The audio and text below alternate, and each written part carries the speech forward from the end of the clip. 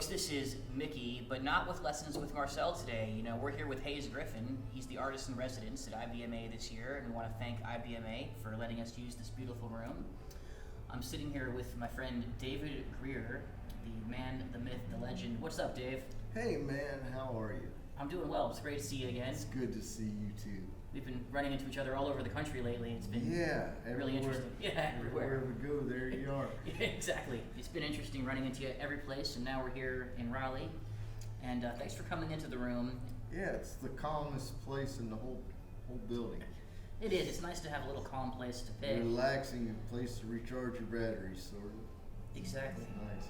You picked out something real nice and beautiful to teach us today, and Oh, I'd love for everyone out there to be able to learn some of that stuff. This is a song I wrote. It's on my last record, Ways of the World. It's called Waiting on Daddy's Money is the name of this. And I hear it as an old time song. I'm the only one that ever hears it as an old time music song. But I'll play it for you. I'm gonna play it slowly so maybe you could learn it if you want. Don't learn it if you don't want it. That's good advice. That's always good advice, and it's hard to learn something you don't want to learn. That's why you charge people. Here you go. It's out of an E minor shape. Maybe you'll be in better tune. On the 3rd fret. Capo, so that makes it a G minor. Anywho, that's where we're going to start.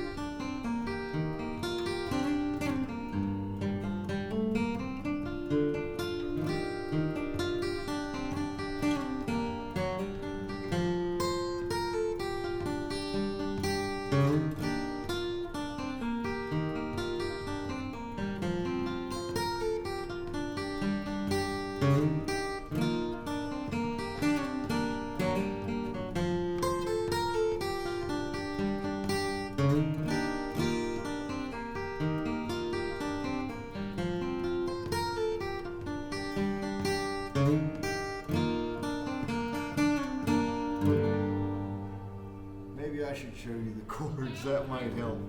So.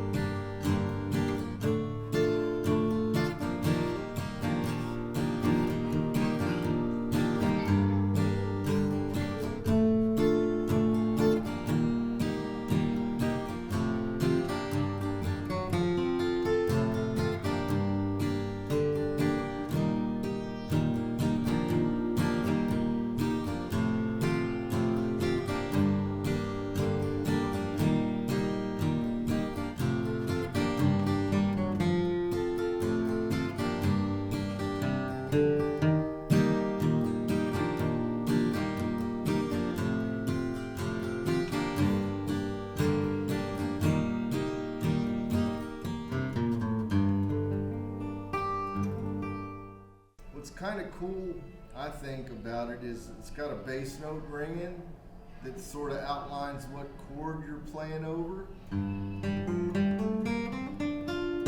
There. C.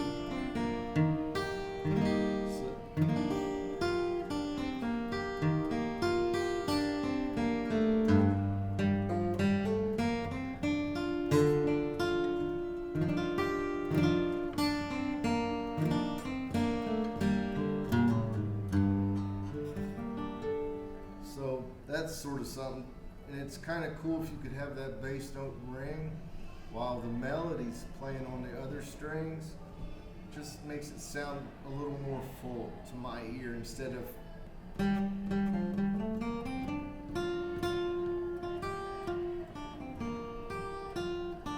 that's pretty basic.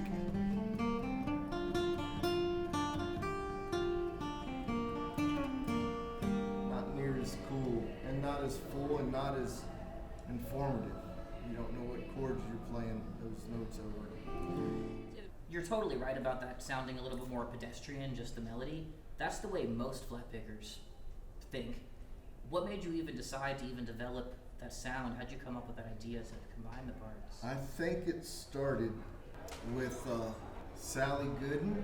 That's a fiddle tune, an old standard fiddle tune. It's a lot of it's on one string.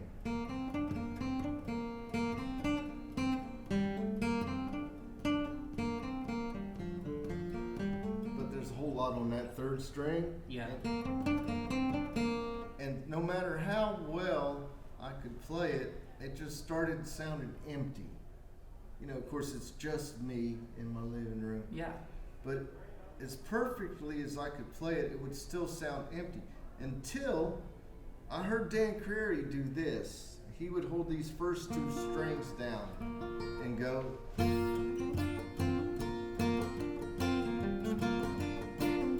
Right, that kind of like set off the whole... Well, it's more full, but those are higher notes than the melody. Yeah. And lower, feel free to quote me, is deeper. Who knew? So while I'm playing the G string, I could also, because D note's open in a G chord, I could play that open D.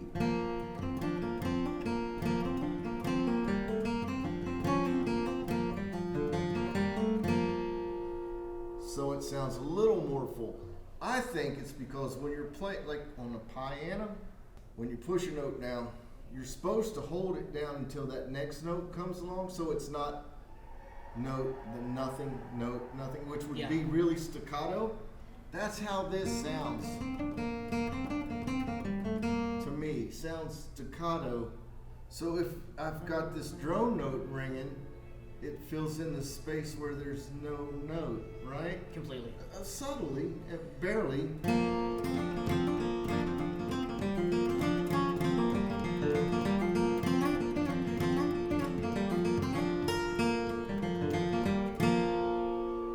What a huge difference.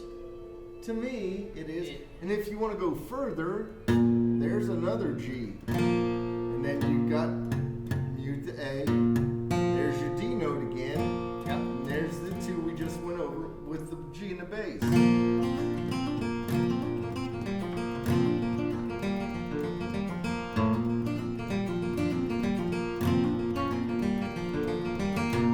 It's like a whole different song. It's magic. Who knew? And would you do that too in a band situation? You can, but I don't know why you would. I mean, A, it's a little more difficult. B, they're already playing the chords. You don't have to outline the chords. And another thing, as far as that goes, I discovered while I was wanting, of course, to just make it sound more full, Sally Gooden's a vague tune. What chord's it over? I mean, we know because we've heard it, it's over A, but it could be over, that melody could be over a lot of different chords. And if you weren't familiar with it, let's say you brought your wife or a friend, and they're not familiar with that tune, it's just like ramblings. And what's going on?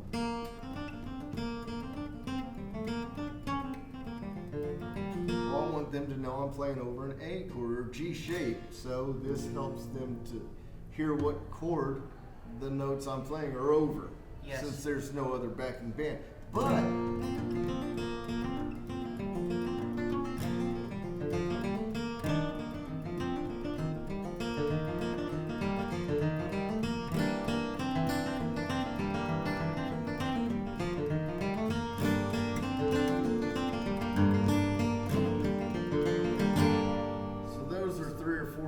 chords, that same melody could be over. Yeah. So this helps define it as to what I'm doing, or I'm wanting you to hear, or what I'm playing over.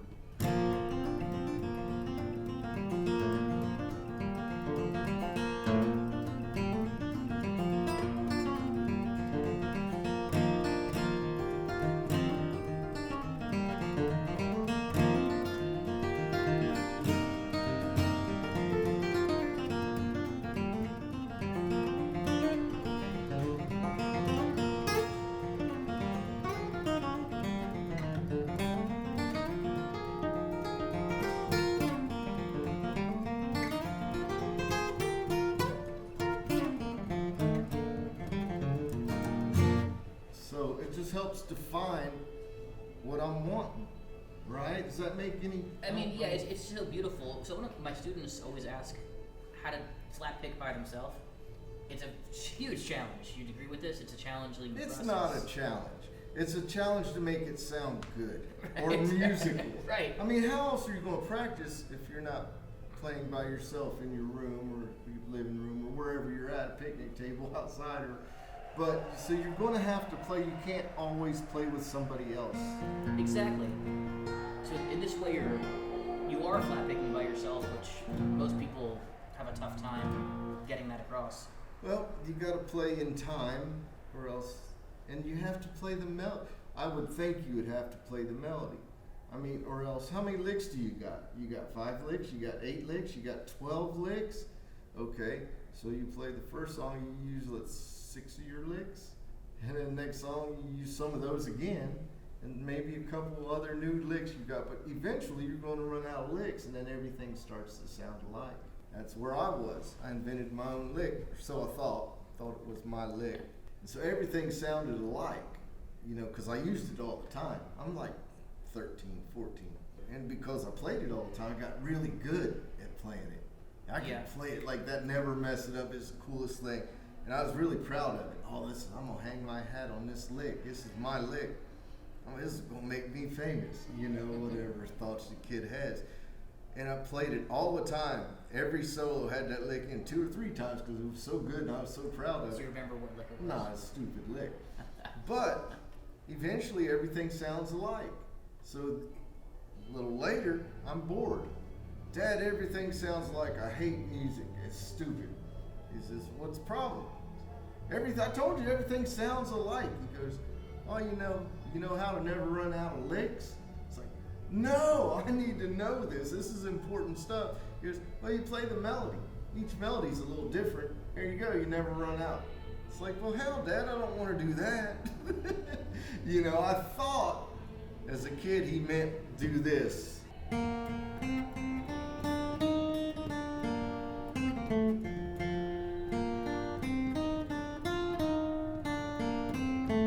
Right? Goodbye, Last That's Jam. pretty much the melody. Yeah. But he's interpret the melody. How are you going to play that melody and let somebody, A, know what song it is, B, show that you know what you're doing, this is your interpretation, and how do you sound different from somebody else just playing the melody? Which sounds like, well, if it's just the melody, everybody's playing the same notes, right? Mm-hmm. But it's not. If you took Vassar Clemens, Kenny Baker, Stuart Duncan, anybody else, name them, and they're all going to play the same song, but they're all going to have their way of doing it. And mandolin players like Grisman, Sam Bush, Bill Monroe, Roland White, Buck White, and Jesse McReynolds, they're all going to play this same song melody, but if you're familiar with them, you're going to know exactly who it is. Absolutely. And so that's what I always wondered. I thought that was the coolest thing. Like, oh God, that's faster. I can tell in the first 2 notes. You don't get there by playing like everybody else. They're already playing like that. Yeah. You know? But copying is part of learning. I mean, how do you know how to do a somersault or something if you hadn't seen somebody else do one? It's like, oh, I'm gonna try that. So you try it as a kid or whatever. Copying's a big part. It's not the end of the game. It's a learning tool. Learn this melody. Learn somebody else's version of this same song. Dissect it. Well, this guy varied from the melody here, whereas this other guy waited till over here to get away from the melody a little bit. And so it's kind of cool to learn these ways. There's only so many chords, and in bluegrass you're going to go from G to C a whole bunch. So as many ways as you can figure out to get from G to C, that's going to help you, right? That's how I think. And then the more tunes you learn different ways to get from G to C. And then, you know, you begin to hear things and put things together your own way. In your own mind, you'll have your own thought. Well, I'm going to do this. And then that's the beginnings of your style. And then it grows and changes as you're older and learn more. The more you learn, the bigger your bag of tricks are, you know. And then, you know, maybe you're writing tunes. First tunes I wrote were horrible. hopefully they're getting better. And they're melodic. I like a melody. You know, these jam bands, dude, we're going to jam over this. I got 3 licks. What am I going to do after 10 seconds? You know? Yeah, that makes a lot of sense because you are a very melodic player. I really like what you say about learning the melodies to get away from licks. I remember having the thought that if I learn 100, 200, 1,000 of these fiddle tunes, that maybe some of the melodic content of those tunes would even seep into my licks, and then you could include that melody in a different tune, but each tune has its own little lock combination of how the notes are put together. Exactly. A lot of people just start playing these licks over chords, and that's cool. God knows I did that for years and years. You know, maybe that's just part of learning.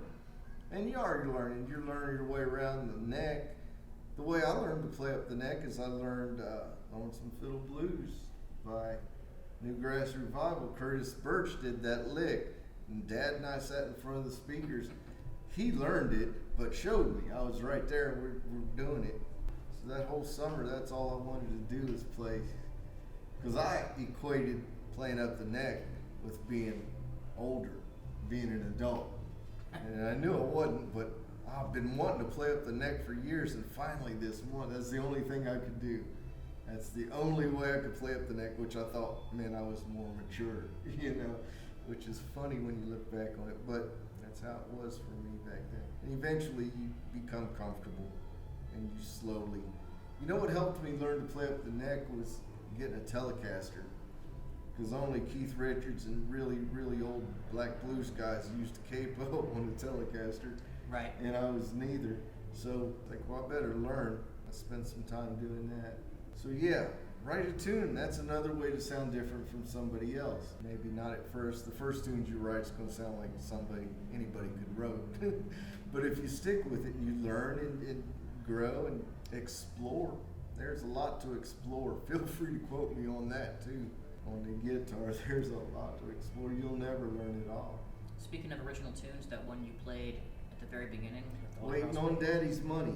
Yeah. Can you give us a little ending demo of that song?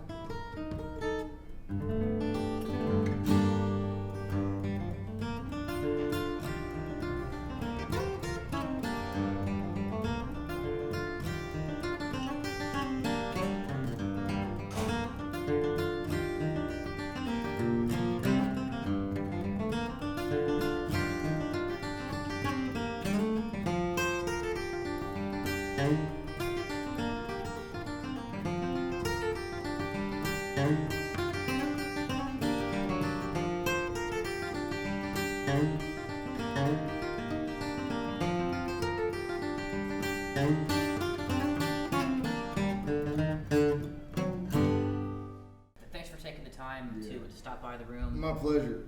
Thanks to IBMA, thanks to Martin Guitars and the World of Bluegrass for letting us have this room. And David, I'll catch you probably in a couple weeks at the Swanee Festival. Yeah, man. I'm looking forward to it. Be well, everybody.